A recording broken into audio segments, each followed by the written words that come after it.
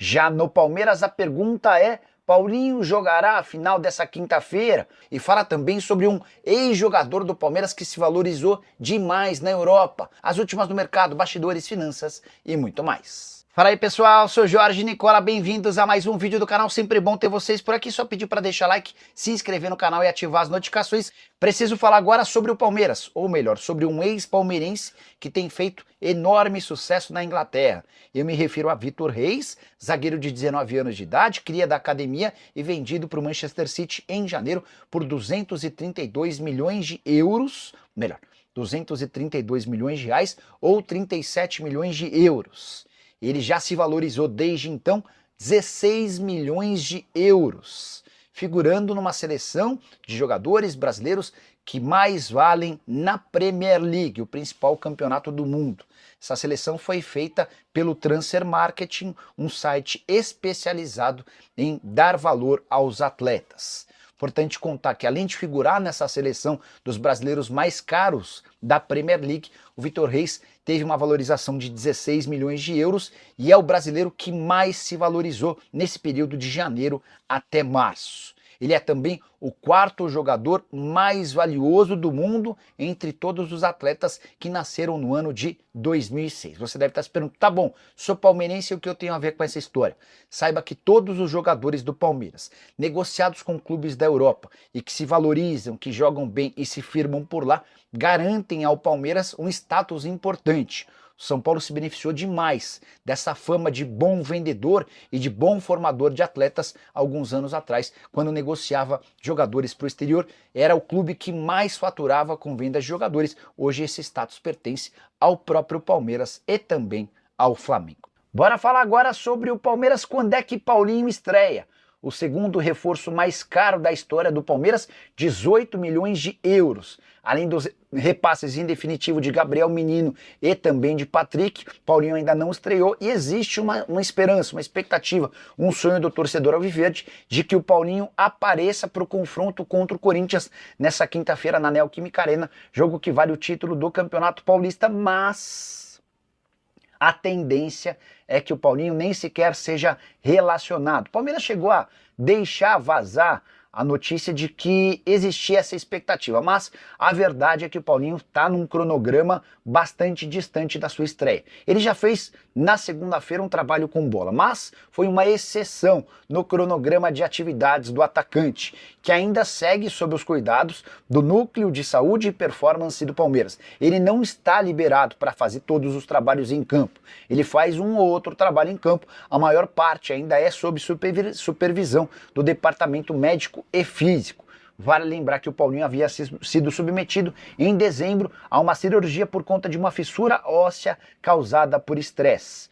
A expectativa de que ele voltasse a jogar no mês de abril, colocá-lo em campo na final do Campeonato Paulista, seria apressar esse processo e colocar em risco a recuperação de um atleta que vai ter papel super importante no decorrer da temporada.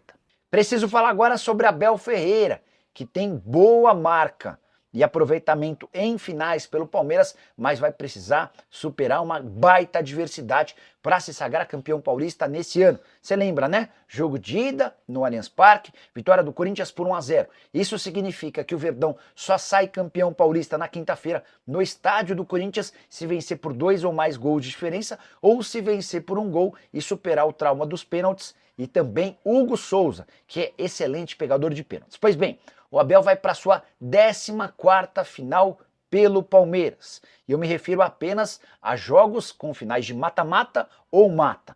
Dessas 13 finais que ele já participou, foram 8 títulos. 2 Libertadores, uma Recopa, uma Copa do Brasil, uma Supercopa e 3 Paulistas. Importante lembrar que, em caso de título, ele supera o Oswaldo Brandão, com quem está empatado hoje com essas 8 taças. Foram também 5 vice-campeonatos. Há outros 2 títulos conquistados pelo Abel, fora de torneios mata-mata, foram os Campeonatos Brasileiros de 2022 e 2023. Com a lembrança de que o Abel Ferreira é o atual tricampeão paulista, sempre perdendo o jogo de ida, mas com uma observação importante. Nos 3 anos anteriores, o Palmeiras perde o jogo de ida fora de casa e reverte em casa. Agora a missão é bem mais complicada, porque ao perder em casa o Palmeiras vai precisar vencer fora. Você já tem palpite para Palmeiras e Corinthians, Corinthians e Palmeiras? Usa o espaço para comentário e registra a sua opinião. Combinado? Boa noite. Você sabe se o Paulinho vai para o jogo? São duas grandes dúvidas que o Palmeiras vai tentar levar pelo máximo de tempo possível. A primeira delas sobre Paulinho, a segunda diz respeito a Maurício. Como hoje a imprensa não tem acesso aos treinos, fica muito difícil entender o que está rolando de fato, né? Mas são duas alternativas de possibilidade de bastidor, tá bom?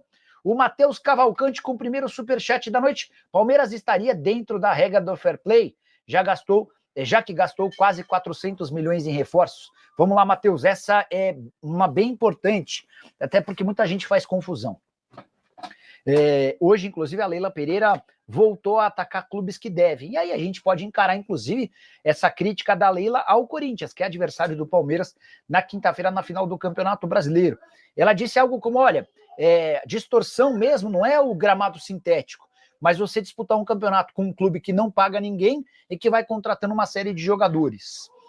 O fair play financeiro, que está sendo debatido entre clubes, prevê. A ideia era que fosse colocado em prática nesse ano. Acho que não vai dar tempo, a tendência é que fique para o brasileiro do ano que vem. Fair play vai proibir que clubes gastem aquilo que não tem. Aí o Matheus lembra, Nicola, mas o Palmeiras já gastou quase 400. Não, ele gastou 440 milhões com 7 reforços. Das 7 contratações, só o Bruno Fux não custou nada. Ele chegou por empréstimo numa troca com o Caio Paulista. Todos os outros 6 reforços foram comprados. O Palmeiras não tem problema com o fair play financeiro. Por quê? Porque o Palmeiras gasta aquilo que ele arrecada. O Palmeiras gasta aquilo que ele tem. Por que o Palmeiras pode gastar 440 milhões? Porque ele arrecadou somente no ano passado 1 bilhão e 200 milhões de reais. E o Palmeiras que vendeu recentemente o Vitor Reis, que ainda tem parcelas para receber do Endrick, que vai negociar, ou já negociou o Estevão e o entrega na metade do ano para o Chelsea, o Palmeiras tem fluxo de caixa para não ficar devendo. O fair play financeiro, Matheus, ele vai ser muito prejudicial para clubes que devem. Então, Corinthians, São Paulo, é uma infinidade de clubes, né? O Vasco, o Atlético Mineiro, esses clubes que devem na praça, esses clubes o Internacional, eles vão ter muito, o Santos, esses clubes vão ter muita dificuldade em fazer negócio no futuro não tão distante, tá? Uma boa noite, Nicola. Você acredita nessas pesquisas de torcidas? Na sua opinião, você acha que os palmeirenses ultrapassaram o São Paulo? Se o marcar, eu tenho muita dificuldade em entender o que há de verdade ou não nessa história, né? As pesquisas em época de eleição se mostram extremamente equivocadas, né? Mas acho que elas servem pelo menos de um parâmetro.